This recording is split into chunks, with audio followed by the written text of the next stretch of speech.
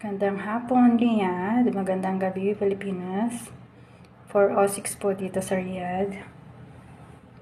Ngayon po ang araw ng ating conversion sa Islam. Tayo po ay magko-convert sa Islam. Yayakapin po natin ang Islam.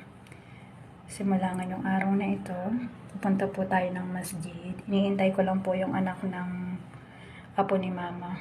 Apo ng alaga ko para dalhin ako sa masjid.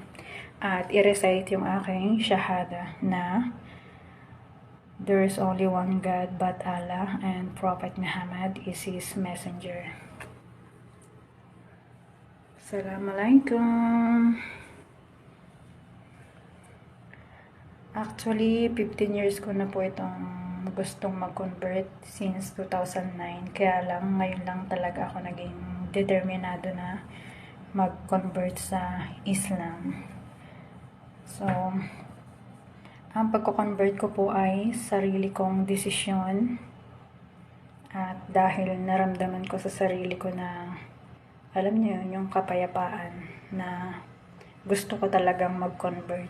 Hindi dahil sinabi ng iba, hindi dahil sa hinimok ako. Basta naramdaman ko lang siya sa puso ko na gusto kong yakapin ng Islam. God is great. Allah